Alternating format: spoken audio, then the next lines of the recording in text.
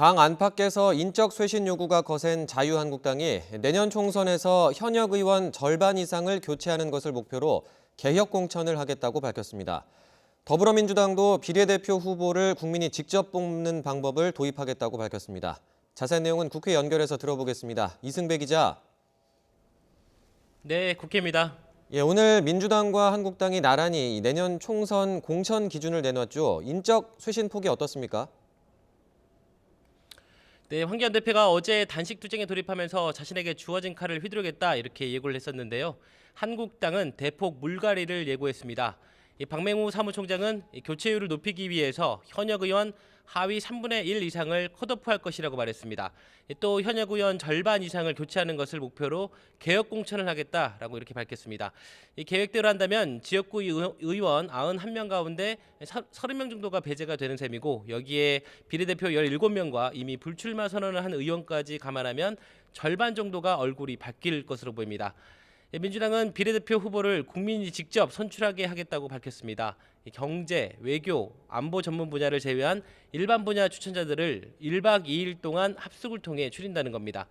총선기획단 대변인인 강문식 의원은 합숙에서 정견 발표와 질의응답 등을 진행하고, 이와 별도로 당원 86만 명과 일반 국민이 참여하는 온라인 투표도 진행할 계획이라고 밝혔습니다.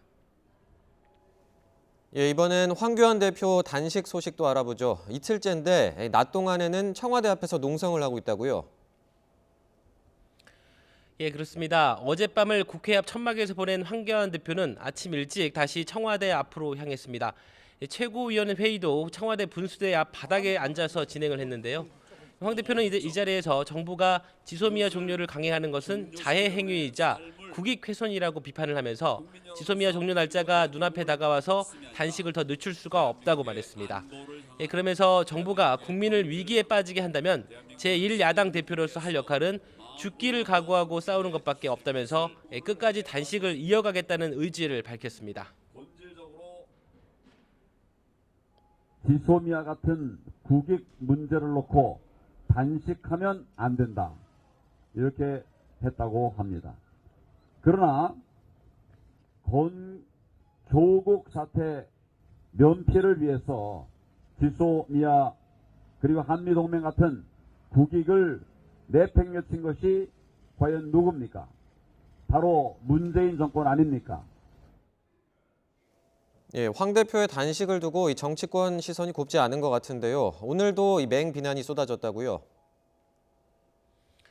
예, 그렇습니다. 한국당을 뺀 여야 정치권 모두가 약속이나 한 듯이 한 목소리로 황 대표 단식을 맹비난하고 있습니다.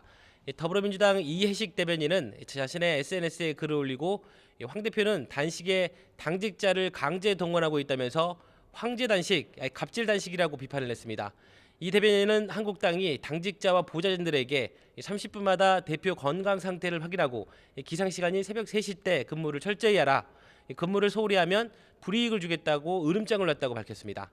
조정식 정책위 의장도 아침 회의에서 한국당이 진지한 협상을 하지 않는다면 법과 절차에 따라 패스트트랙 처리에 나서겠다고 압박을 했습니다. 바른미래당 강신업 대변인은 준비도 안 됐고 목적도 의심된다고 비판을 했고요. 민주평화당 정동영 대표 역시 과거 역대 야당 지도자들의 투쟁은 민주주의와 개혁을 위한 목숨을 건 투쟁이었지만 황 대표는 잘못된 전선에 몸을 던졌다고 꼬집었습니다. 지금까지 국회에서 YTN 이승배입니다.